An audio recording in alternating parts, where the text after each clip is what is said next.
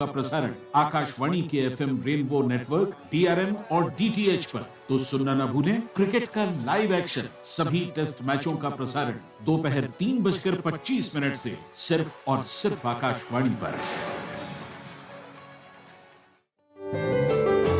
Dressing room lunch hour programme 2 सितंबर 2021 गुरुवार का दिन, भारत बनाम इंग्लैंड चौथा टेस्ट मैच। अब तक की कहानी इस प्रकार की रही कि इंग्लैंड के कप्तान जो रूट ने टॉस जीता और उन्होंने भारत को पहले बल्लेबाजी करने के लिए आमंत्रित किया।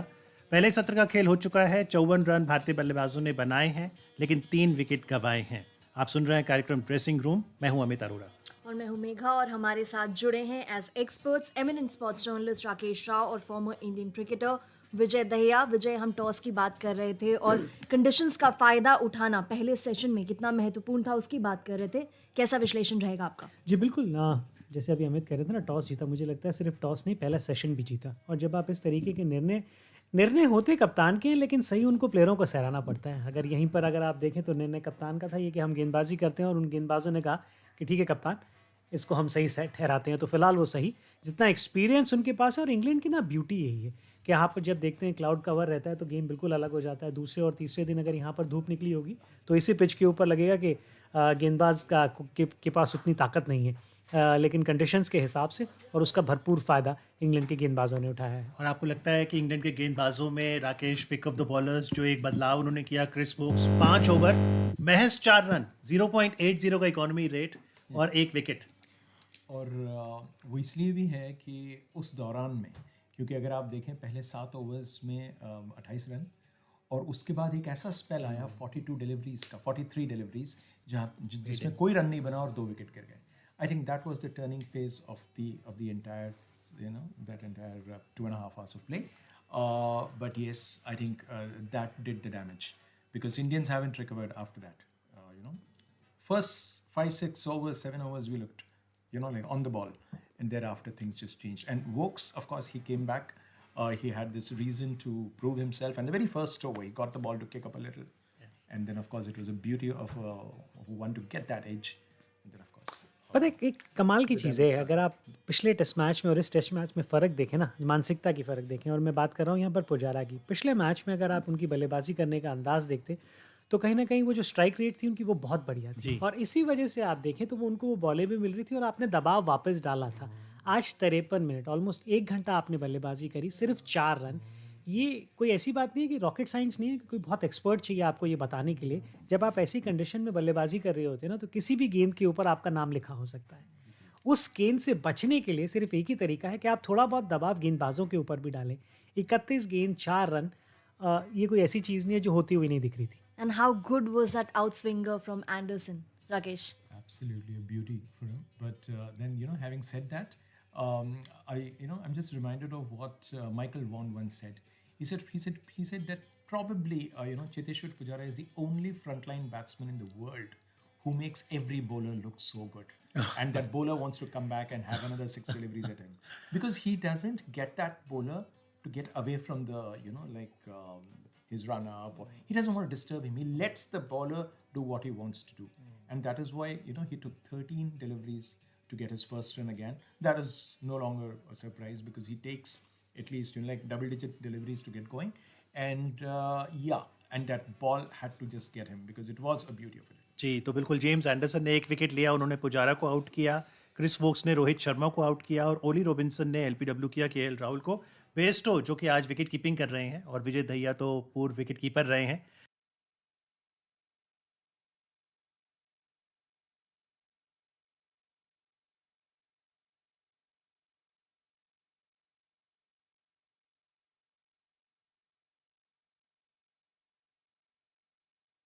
इनका जो बेस्ट विकेट कीपर है फोक्स, वो नहीं खेल रहे हैं, वो इंजर्ड है। मुझे लगता है कि जिस तरीके से इंडिया में या श्रीलंका में उन्होंने विकेट कीपिंग करी थी, बटलर और जॉनी उनके आसपास भी नहीं है जब वो विकेट कीपिंग करते हैं।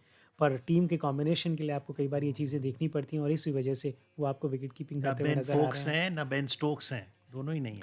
बेन स्टोक्स तो अपनी वजह से नहीं है, वो शायद मानसिक रूप से थक चुके हैं। काफ़ी सारी ऐसी चीज़ें उनके साथ होती हैं कि वो बहुत जल्दी गिव अप कर जाते हैं। और दूसरे जिन सज्जन का आपने नाम लिया, वो एक बहुत फ्रीक इंजरी उनको ड्रेसिंग रूम में ही वो फिसल के गिर गए थे, और उसकी वजह से वो खेलते हुए नज़र नहीं आ रहे, नहीं तो वो उनका हाल, कीपर जी हाँ, उनका हाल भी वही है जो रद्दीमान साहा का है। वो विकेट कीपर हैं जो विकेट कीपिंग को पहले तरज देते हैं और बैटिंग को बाद में देते हैं, तो ग्लव वर्क में उनका कोई जवाब नहीं है। Which is kind of rarity in today's cricket. But talking about KL Rahul's dismissal now, the way England had set him up, there was a clear LBW plan against him, probably. And it's been going on. I mean, like, you always plan. I always say, the whole world knows about Messi, how he plays. You plan every time. But his greatness is that he beats you every time. And this is what happens in any game. You plan against the boys. You plan against certain individuals. You can beat them on your day. Or KL got runs earlier, so he delayed all those plans for a while, but not today. And but definitely there's a plan to come and hit his bat. My next plan for both of you is ask a question that begins with, were you surprised? Were you surprised? But I'll hold on that question, क्योंकि इस समय हमारे साथ श्रोता जुड़ रहे हैं, तो यदि आप भी विजय दहिया और राकेश राव से कोई सवाल करना चाहें तो हमें फ़ोन कीजिए 011-2342-1083 011-2342-1084 पर। हेलो हेलो जी, नमस्कार जी, नमस्कार। मैं सुभस्मिता बोल रही हूँ, उड़ीसा के कटक डिस्ट्रिक्ट जी। शुभस्मिता जी, अब मैंने आपका नाम ठीक लिया है। जी सर। चलिए, आपके चेहरे पे मुस्कुराहट भी आई, पूछिए। जी, मेरा सवाल है, अभी जो इंडियन टीम की स्थिति है उसके मतलब हम कितना रन बनाएंगे तो हमारे इस इनिंग में हम स्ट्रांग बन सकते हैं, और कितना रन इंडियन टीम बना सकती है इस स्थिति को देखते हुए, क्या जी, करने सकते हैं? शुक्रिया। एक और कॉलर हमारे साथ जुड़ गए हैं। नमस्कार हाय, मैं अमित पंचाल बोल रहा हूँ, मुंबई महाराष्ट्र से। जी। अमित जी, क्या सवाल है, क्या टिप्पणी है आपकी? जी, मेरा 3 सवाल है। एक तो पहला सवाल ये है कि हमारी टीम बाहर जाके क्यों फ्लॉप हो जाती है, और जी। दूसरा कि विराट कोहली जी टीम सिलेक्शन सही नहीं करते हैं। क्यों, जिसको लेना चाहिए, आज अक्षर पटेल जी को लेना चाहिए था, उनको क्यों नहीं लिया? और दूसरा ये है कि वो 50 बनाने के बाद भी 100 तक नहीं पहुंचते हैं, ऐसा क्यों हो? जी, धन्यवाद। In fact, all of these questions around Virat Kohli not scoring a century, it's been 2 years. Rakesh, they keep coming because we're talking about a man who has built such a stature for himself in world cricket. Well, of course, we know that since 2019 he hasn't got runs.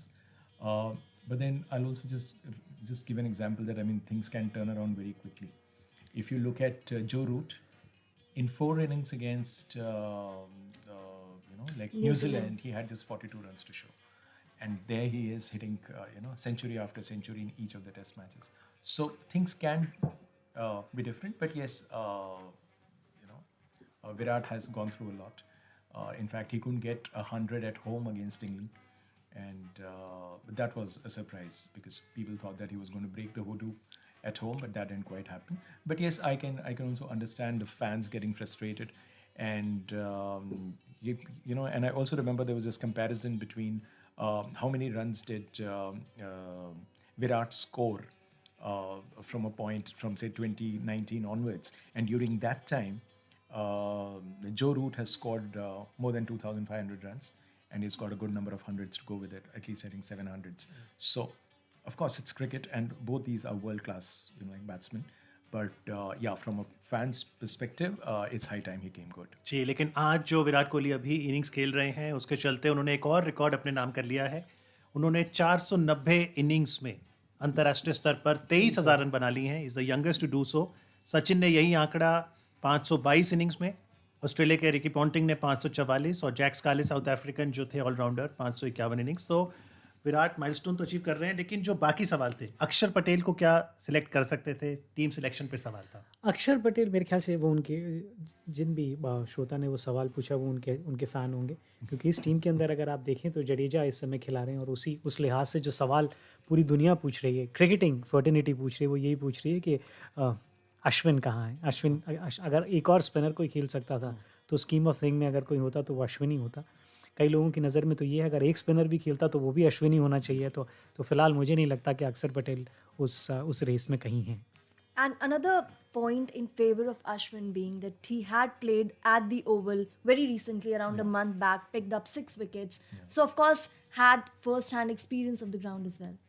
Well, the stats and the circumstances both are pointing towards a possible inclusion of Ashwin, but the captain and the think tank, they think otherwise. So no matter what we say, and when the captain says it at the time of toss, that he has reasons to pick Jadeja, and he probably, he's foreseeing that this left-arm spinner is going to get the spot right, and he also underlines the fact that there are 4 left-handers in the team, and we've already spoken about it once. But yes, that logic will be discussed, I think, for long, because a lot of people who know the game inside out, they are going to raise this point at some platform or the other. And before I ask Shubhasmita's question, how much can India score now that they've scored 54, losing 3 wickets in first session? Let me ask you my plan question. Both of you, were you surprised that at the fall of the 3rd Indian wicket, Cheteshwara Pujara, it was Jadeja who walked into play and bat ahead of Vice Captain Rahane and Rishabh Pant? Surprise के अलावा हमें ये समझने की कोशिश करें कि ऐसा हुआ क्यों है। सरप्राइज तो हम सब हैं, जो भी देख रहे हैं वो भी, पर क्या होता है ना कि कई बार सिर्फ हम क्रिटिसाइज़ करने की कोशिश करते हैं कि क्यों, तो कई बार समझने की भी कोशिश करते हैं कि क्यों, वो समझ पाना थोड़ा मुश्किल हो रहा है। सरप्राइज तो है ही भाई, आप ये सोच रहे हैं कि right hand left hand combination है, तो भी थोड़ा सरप्राइज है। आप पूरी सीरीज़ में था भाई वो, तो आप 2 राइट हैंड वो खेलते ही हैं, ऐसा तो कुछ है नहीं कि ये उस तरीके की विकेट है कि आपको राइट हैंड लेफ्ट हैंड चाहिए।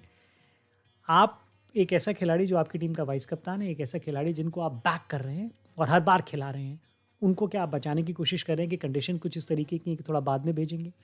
Left hand right hand combination ही था, तो फिर पंत क्यों नहीं? ये 2-3 चीज़ें हैं जो आप समझने की कोशिश कर रहे हैं। वो तो भेज दिया, सरप्राइज़ तो हो गए आप, कोई बात नहीं, फिर सरप्राइज़ को समझने की भी तो कोशिश करेंगे कि भाई वो सोच क्या है। और अनफॉर्चुनेटली कई बार क्या होता है, जो आपकी सोच है ना, वो आपके परिणामों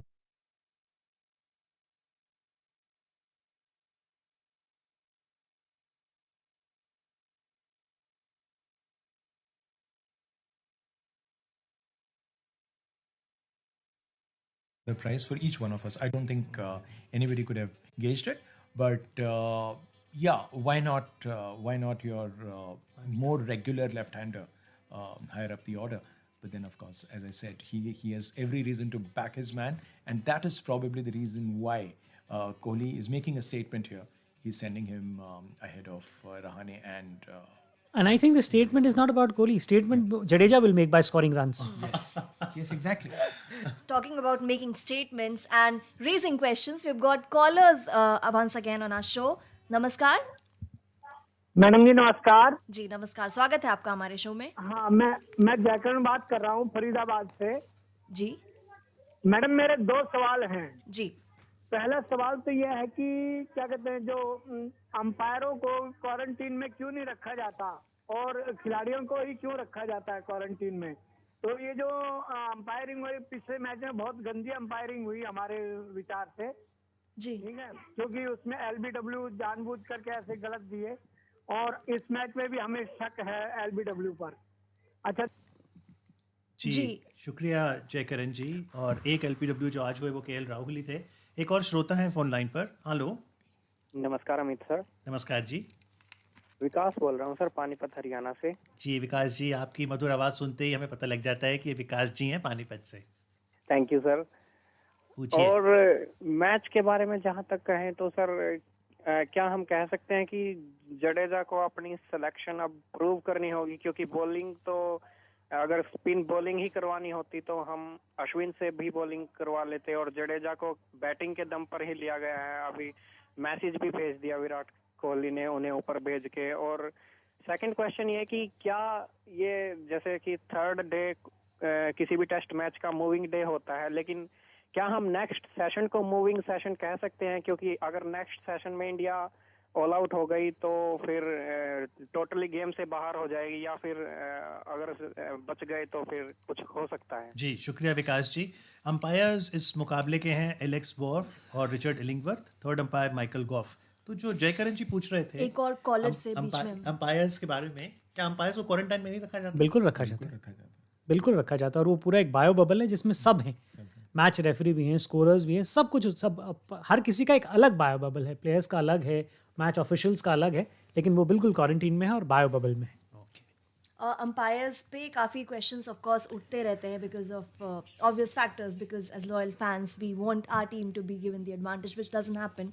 But Rakesh, talking about this match and England's bowling in particular, Chris Wokes, we've touched upon his performance briefly, but then the dismissal of Rohit Sharma, the ball had swing, the ball had seam, there was And the pace in bounce, it. yeah.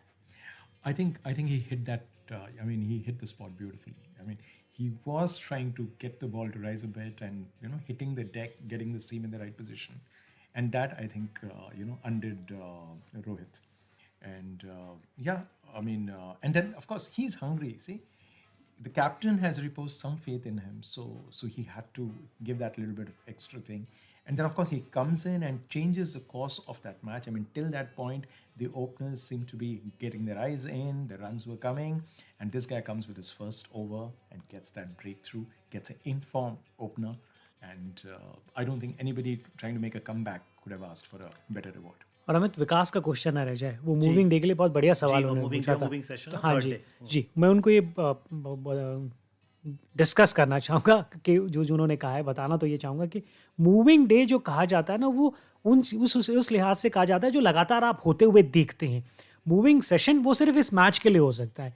पहले दिन का second session moving session सिर्फ इस match के लिए आप कह सकते हैं, लेकिन उस हिसाब से थर्ड एवरेज अगर निकाला जाए तो थर्ड डे ओवरऑल ये कहते हैं आप कि एक टेस्ट मैच जो हम खेलते हैं आजकल, जितने भी टेस्ट मैचेस खेले जाते हैं उनका मूविंग थर्ड डे है. लेकिन हाँ, जिस लिहाज से ये, जिस सोच से ये कह रहे हैं, तो वो इस टेस्ट मैच का मूविंग नहीं, सिर्फ डाउनहिल डे हो सकता है अगर अगला सेशन भारतीय टीम के हक में नहीं गया तो. Absolutely. Well, this is the 5 test match series between India and England, and of course keenly poised because it's 1-1 so far in the 3 test match. And today on day 1, when India did come out to play, we did see that the Indian players were wearing the black armbands, and the BCCI did tweet that the Indian cricket team is sporting black armbands today to honor the demise of Shri Vasudev Paranjpe.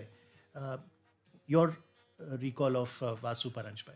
Vasu sir, as he's been known, और पता है क्या, कई खिलाड़ी ऐसे होते हैं जिनको अपनी काबिलियत नहीं पता और वो बताने के लिए कुछ लोग चाहिए. वो जौहरी थे, और उनके उस हिसाब से अगर देखा जाए तो भारतीय क्रिकेट के कुछ ऐसे सितारे जो जब भी भारतीय क्रिकेट या वर्ल्ड क्रिकेट के बारे में कुछ लिखा जाएगा तो उनके बारे में बात होगी. सुनील गावस्कर साहब, उनकी काबिलियत के बारे में उनका इल्म कराना, या सचिन तेंदुलकर साहब, जब उनको लगे, जब भी तकलीफ़ होती थी या जब भी ऐसा लगता था कि मैं कुछ करना चाहता हूँ और वो करने में कामयाब नहीं हो रहा, तो वासु परांजपे जी एक ऐसे आदमी थे.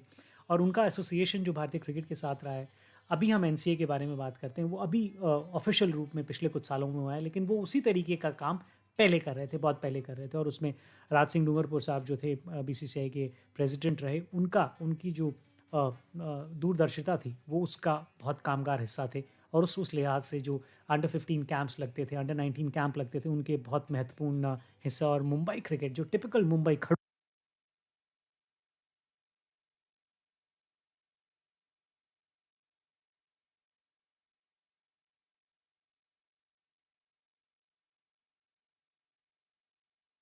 तो हमारे सबकी जो भावनाएं हैं उनके और उनकी फैमिली के साथ. Rakesh, infectious love for cricket, and he transmitted Absolutely. And I've spoken to a few people, and they all say that going to like Vasu sir was like actually listening to a book.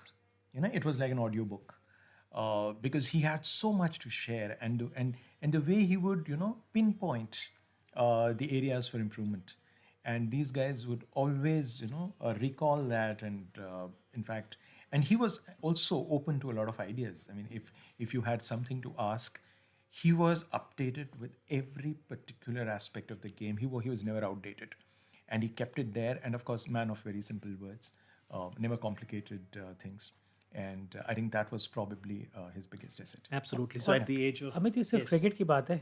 उनके ज़्यादा किस्से जो famous है ना, वो उनके sense of humour के हैं. अच्छा. क्रिकेट के अलावा अभी भी अगर आप देखें तो उनकी जो बातें हैं आज तक, पिछले 40 साल से, और टॉप प्लेयर से लेके यंगस्टर तक कोई भी होगा, वो कमाल के किस्से हैं उनके ऐसे किस्से हैं कि एक नंबर, मतलब इस तरीके की उनकी बातें. और अभी जो राकेश भाई ने यहाँ पे बात करी ना कि उनके जो आइडियाज़ थे, मुंबई क्रिकेट उस समय इंडियन क्रिकेट डोमिनेट कर रही थी. उस समय पे ये था कि अगर आप मुंबई के लिए खेल गए तो आप आधा इंडिया के लिए खेल गए, और ज़्यादातर बैट्समैन इस तरीके की, और वो उसके रचयिता थे.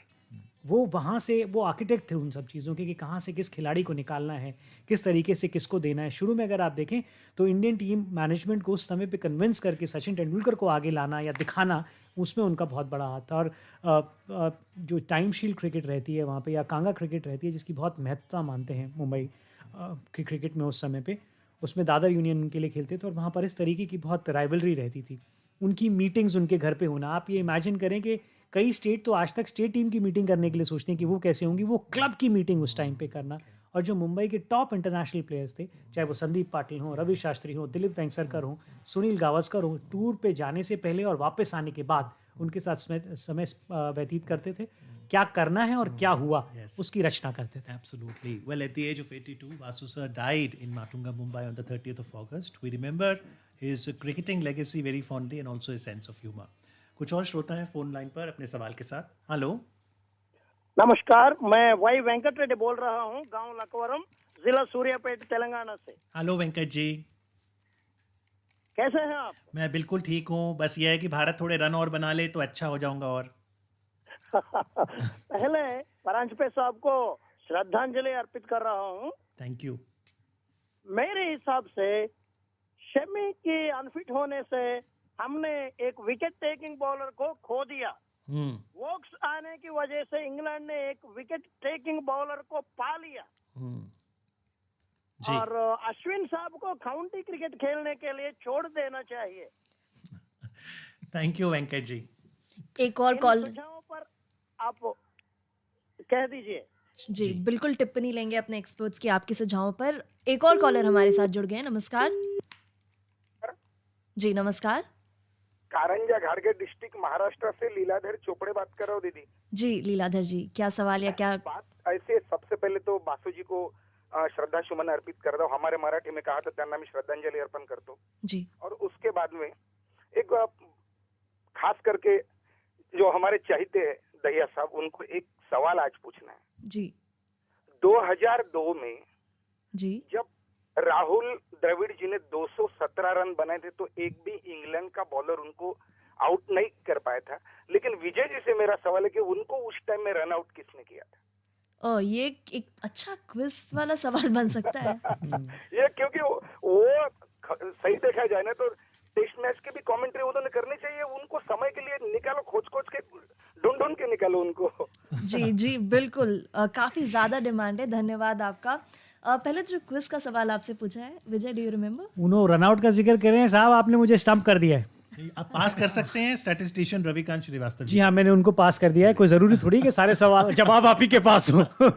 तो मेरे हाथ खड़े हैं जी, मैं स्टंप हो गया हूं और उनको पास कर दिया है। लेकिन जो चाहिए विजय दहिया की बात हो रही है, बड़ी रोचक बात है कि राकेश राव जो वरिष्ठ खेल पत्रकार हमारे सामने बैठे हैं, आपने विजय का पहला अंतर्राष्ट्रीय मैच जिम्बाब्वे के खिलाफ और आखिरी दोनों ही कवर किए थे। मैंने इनका फर्स्ट क्लास क्रिकेट भी मैच जिन्होंने पहला खेला था लुधियाना में, ये इन्होंने और मनोज प्रभाकर ने ओपन किया था। मुझे वो मैच भी याद है। और उसके बाद इनका आखिरी मैच यूपी के साथ फिरोजशाह कोटला पे, और इनका पहला टेस्ट मैच सरनदीप और ये इन दोनों का डेब्यू था। मेरे ख्याल से नवंबर 2000 की बात है, if I remember correctly. And वही मैच जॉन राइट का पहला मैच था एज द इंडियन कोच।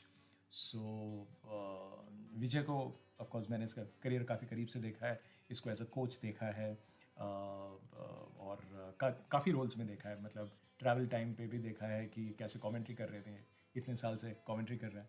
तो मैंने इसको बड़े छोटे से देखा है और बड़ा मेरा अपना प्यार है। वो जो बड़े छोटे से देखा है, हाइट के हिसाब से बिल्कुल ठीक है, लेकिन उम्र ही बढ़ गई है बस। But also coming back to the other question that was asked about India's pace attack, Mohammad Shami, Ishant Sharma not being around. Yes. Do you see it relatively thin on experience? Because Absolutely. That was the point that the caller also made. I think yes, the the unavailability of Shami is going to hurt. And then of course we have two bowlers whom I've always maintained that when it comes to keeping the runs on a leash, Shardul and Umesh, they are not the best names around. Okay. And that's my fear, because if you see the flow at which we have conceded runs in the previous innings or the previous games of the series, This time, I think we are going to give runs a little more. And knowing Umesh, I mean, he tries to attack, and but then I still feel that it's not the best choice, in the sense that if he goes for runs, then he finds it very difficult to come back. So that will effectively mean that we'll be one bowler less. So that's my reading. Umesh की ना जो उमेश की unfortunately क्या दिक्कत है ना, आप किसी को जब टीम के साथ इतने लंबे समय तक रखते हैं और उनको लगातार खेलने का मौका नहीं मिलता, तो खुद कहीं ना कहीं वो सेल्फ डाउट आने लगते हैं. और सबसे बड़ी दिक्कत आपके लिए क्या होने लगती है, जब आप टीम के साथ रहते हैं, खेलते नहीं हैं, तो हर मैच आपको ऐसा लगता है कि यार आप ट्रायल पे हैं, अगर इस मैच में नहीं किया तो अगला मौका कब मिलने वाला है. तो सिर्फ एक यही चीज़ है जो एक और बात पे आपको सोचने के लिए मजबूर करती है कि आप अश्विन आपके पास थे और आप फिर 2 उन खिलाड़ियों के पास गए हैं जो इतना खेल नहीं रहे हैं. जैसे काउंटी के बारे में आपने जिक्र किया, तो अश्विन पे काउंटी भी खेले. अश्विन की ना सबसे अच्छी चीज़ क्या है कि वो सवाल लगातार पूछते रहते हैं. देखिए, आपके हाथ में सेलेक्ट होना नहीं है, उसके अलावा सब कुछ करना है. वो सारे काम करते हैं, वो सारी कोशिश करते हैं कि आपको जौन सा भी चीज़ चाहिए. इंग्लैंड की कंडीशंस में खेलने के लिए था, इसलिए पहले दौरे से पहले वहाँ पहुँच गए, खेल लिया, खेला नहीं, प्रदर्शन भी अच्छा किया, सरे के लिए मैच जिताया एक, वो सारे काम उन्होंने किए. तो वो अपनी तरफ से सब कुछ करते रहते हैं. जो वेंकट पूछ रहे थे सवाल तेलंगाना से कि अगर आपने नहीं खिलवाना अश्विन को, तो फिर खेलने दो सारे काउंट. देखिए, वेंकट साहब ना बड़े समझदार सवाल पूछते हैं, एक्सपीरियंस उनका.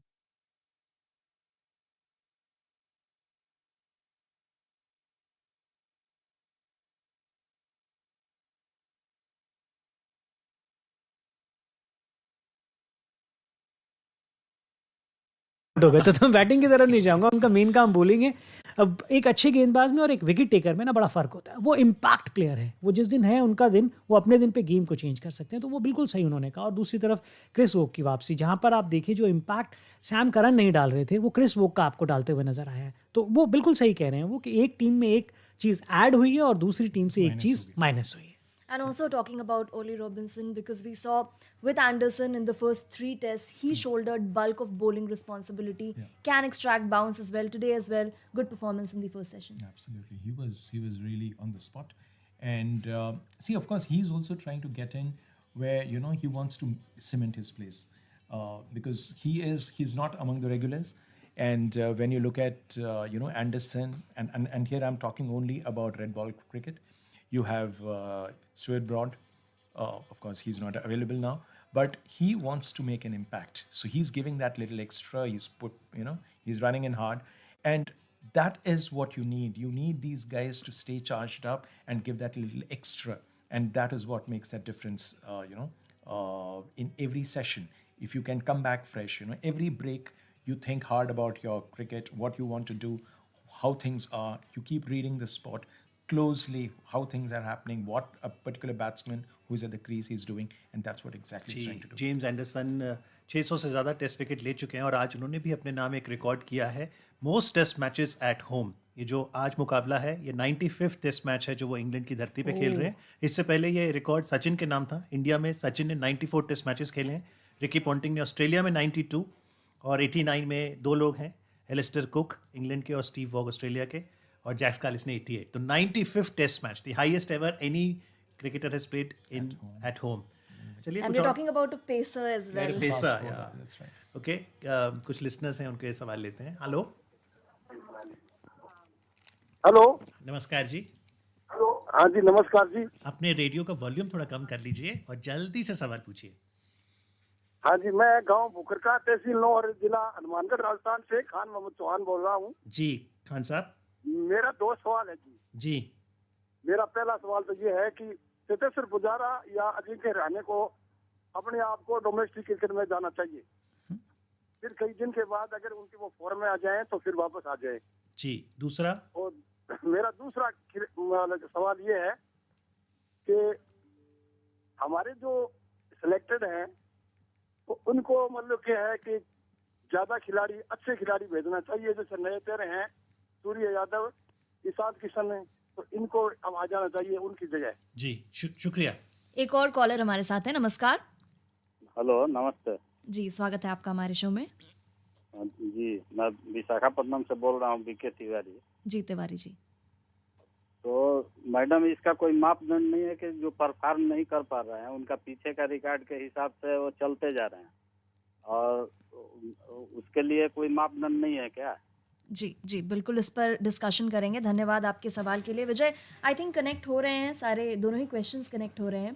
लेकिन जो डोमेस्टिक क्रिकेट खेलने की बात की, पिछले साल तो फर्स्ट क्लास क्रिकेट नहीं खेला गया भारत में। Are you from that stream of thought who believes that spending time out in the middle in domestic cricket can help? They have gone through that grind and then that's how they reach there. पता है problem उन run बनानों की नहीं है कि किन के सामने वो रन बनाएंगे। प्रॉब्लम फिलहाल ये है कि इस समय किसको खेल रहे हैं। Are they low on confidence? Is the team management looking at that and saying okay will give you a break and then will figure it out. Unfortunately हमारे यहाँ होता क्या है कि हमारे यहाँ नहीं, हर जगह पे एक स्टेज पे पहुँचने के बाद जब आप 70-80 टेस्ट मैचेस खेल लेते हैं, वहाँ तक पहुँच जाते हैं, तो उसके बाद फिर वापसी नहीं है, वो फिर पूर्ण विराम ही होता है। आप डोमेस्टिक क्रिकेट में आके अपने सेटिस्फैक्शन के लिए बिल्कुल खेल सकते हैं, और जो होगा कभी भी इंटरनेशनल क्रिकेट होने के बाद भी I can see Pujara because he love making run, he love spending time in the middle, वो होते हुए नज़र आएगा। लेकिन यहाँ पर केस ये नहीं है कि आप डोमेस्टिक क्रिकेट में वापस आएँ, रन बनाएं और फिर चले जाएं, क्योंकि डोमेस्टिक क्रिकेट की बॉलिंग का जो स्टैंडर्ड है उसके सामने ये दोनों फिर भारी पड़ेंगे, इसमें कोई दो राय नहीं है। तो कॉन्फिडेंस अगर थोड़ा सा अभी लो है, क्या उनको हम रोटेट कर सकते थे, क्या उस तरीके से जा सकते थे, वो ज़्यादा बड़ा सवाल है यहाँ पर, बल्कि बनिस्बत इस बात की कि क्या वो डोमेस्टिक में आए।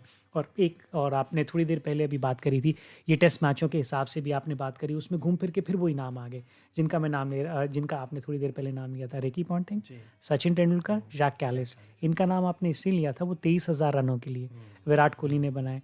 आप ये देखिए कि एक बैट्समैन ने क्या स्टैंडर्ड सेट किया है कि पिछले 2 साल से उनके रन उस तरीके से नहीं बन रहे हैं जिनसे आप उनसे उम्मीद कर रहे हैं, और फिर भी सबसे ज़्यादा जल्दी 23,000 रन बनाने वाले खिलाड़ी बन गए हैं। तो कई बार वो आप ऐसा टेस्ट लोगों के मुंह लगा देते हैं कि उससे कुछ कम आप सर्व करेंगे तो उन्हें वो पसंद आएगा नहीं। जी, और राकेश अगर बेंच स्ट्रेंथ देखें तो उसमें सूर्य कुमार यादव हैं और भी कई नाम हैं, काफ़ी चर्चा होती है। क्या कई बार नए खिलाड़ी को इंजेक्ट कर दें, ये भी स्ट्रेटेजी हो सकती है प्लेइंग 11 में? स्ट्रैटेजी तो नहीं होती, वो एक चॉइस होता है, क्योंकि वहाँ पे टीम, जब हम कहते हैं थिंक टैंक, सिलेक्टर्स आपको टीम दे देते हैं और उसके बाद आप छोड़ देते हैं कैप्टन के ऊपर, कोच के ऊपर, और अगर कोई सीनियर मेंबर है तो।